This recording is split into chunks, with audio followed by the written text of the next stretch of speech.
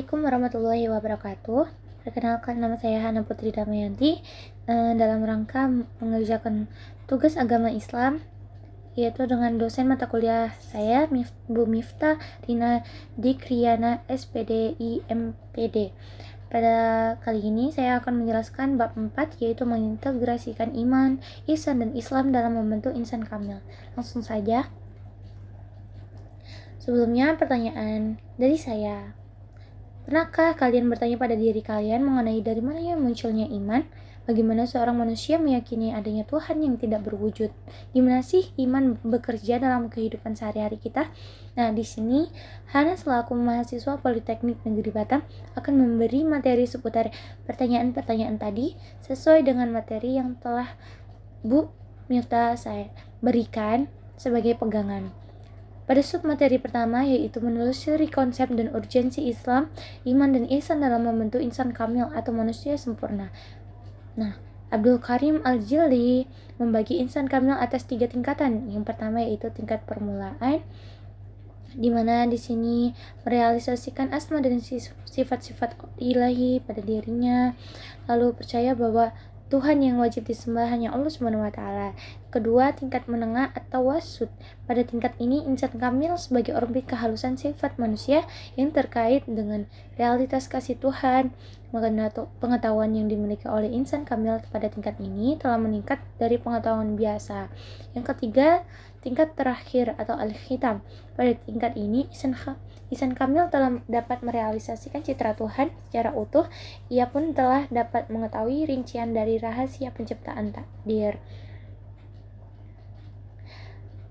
B atau submateri kedua menanyakan alasan mengapa iman, Islam, dan ihsan menjadi persyaratan dalam membentuk insan kamil. Iman berarti percaya atau yakin, namun dalam iman seorang muslim yang membedakannya dengan manusia lain ialah percaya dan yakin baik lisan, hati maupun perbuatannya bahwa Allah SWT Tuhan seluruh makhluk yang wajib disembah. Setelah beriman, seorang muslim pun wajib menjalankan perintah Allah SWT untuk berbuat ihsan. Ihsan di sini berarti berbuat baik dengan sesuai syariatnya, sehingga yang didapat adalah ridho serta pahala darinya. Untuk mampu menjadi seorang muslim dengan iman yang sempurna, jangan lupa untuk diniati segala perbuatannya ihsan hanya karena Allah SWT dan jalani semuanya proses ini dengan hati yang ikhlas. Setiap mukmin pasti muslim, karena orang yang telah beriman secara benar pasti akan merealisasikan iman dengan melaksanakan amal-amal Islam secara benar pula. Lalu pada submateri yang ketiga, nah di sini ada tabel mengenai unsur-unsur ilmu serta objek kajian. Maksudnya adalah unsurnya yaitu mengenai Islam. Nah, ilmu yang sebagai acuannya yaitu syariat, yang dipelajarinya yaitu mengenai mendalami tentang 5 rukun Islam. Yang mana 5 rukun Islam ini mencakup apa yang harus dikerjakan oleh seorang mukmin atau muslim. Dan lalu unsur yang kedua iman, dan ini biasanya pegangan ilmunya disebut dengan akidah, atau kita itu memahami mengenai sifat-sifat Allah lebih dalam lagi, zat Allah sebagai zat yang maha kuasa.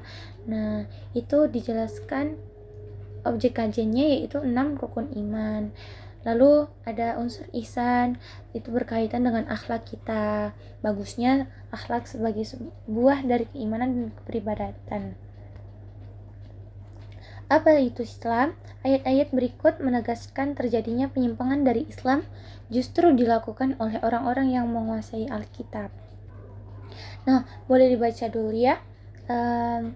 Setelah dibaca, saya akan menjelaskan bahwa isinya di sini seseorang bisa dikatakan muslim jika dia melaksanakan kelima rukun Islam. Namun yang perlu digarisbawahi adalah melaksanakan ibadah sesuai ajaran kitab Al-Quran serta Nabi Muhammad SAW. Tak lupa juga menghindari larangan-larangannya, sehingga apa yang kita kerjakan bisa langsung diterima oleh Allah SWT. Jika sudah memahami makna iman dan beriman dengan benar, juga memahami makna Islam dengan benar, maka kita akan lebih mudah memahami makna ihsan dan kita dapat mencapai derajat ihsan dengan lebih meningkatkan kualitas iman dan Islam.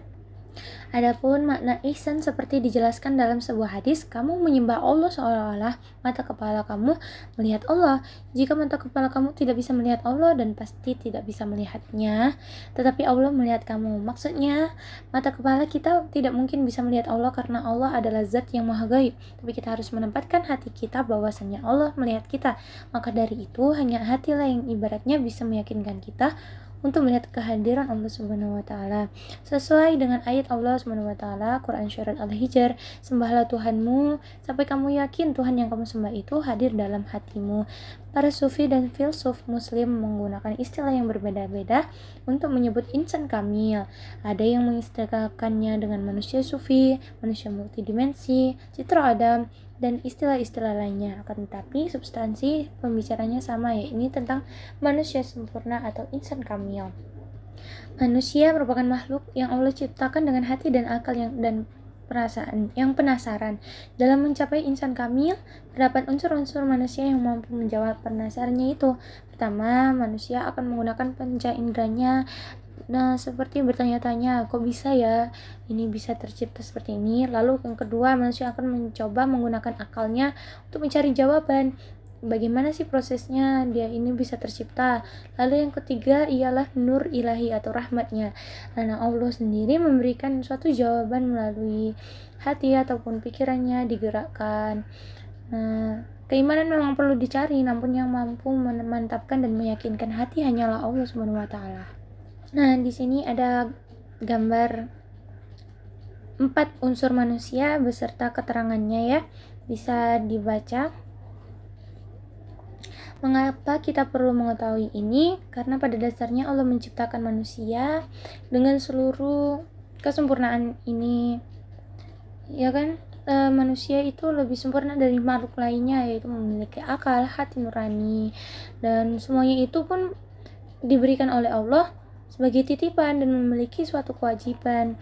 Maka dari itu dijelaskan di sini beserta kewajiban-kewajiban hati, raga, roh, serta rasa. Oke, lanjut. Nah, untuk mencapai insan kamil, kita harus dapat menunjukkan nafsu dan syahwat kita sehingga mencapai tangga nafsu mutmainnah. Nah, berikut ini 7 macam nafsu dan tangga nafsu.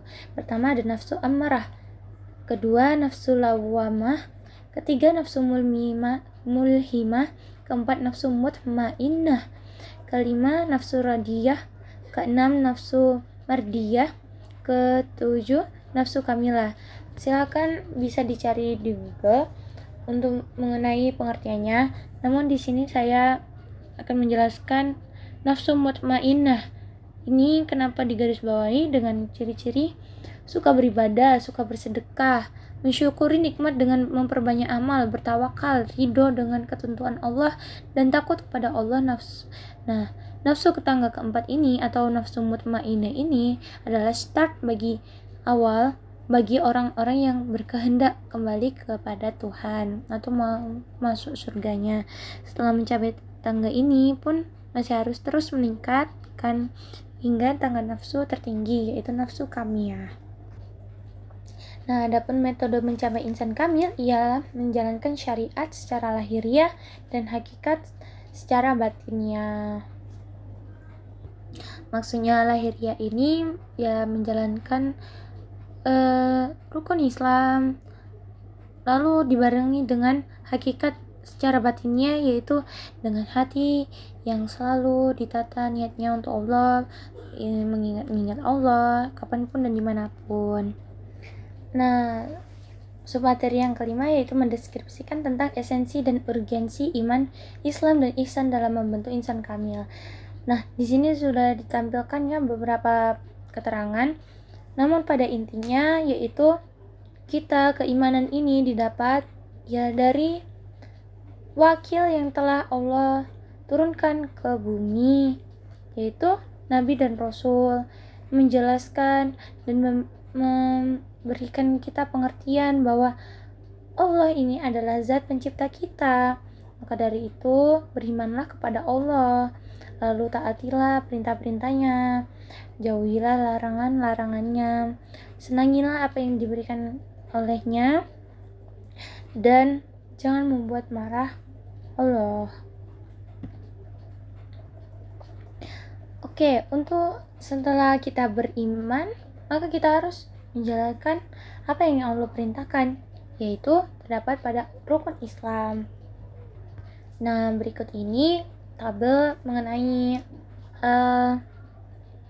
makna-makna dari apa sih makna dari kewajiban yang kita lakukan selama ini.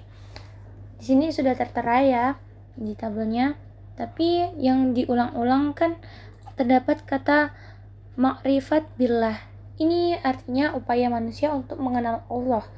Nah, bahwa semakin tinggi makrifat kita kepada Allah, maka semakin tinggi juga ketaatan kepada Allah, semakin menghambakan diri dan bersifat ihsan. Nah, lalu setelah menjalankan perintah-perintahnya, tidak lupa juga kita harus menjauhi larangan-larangannya.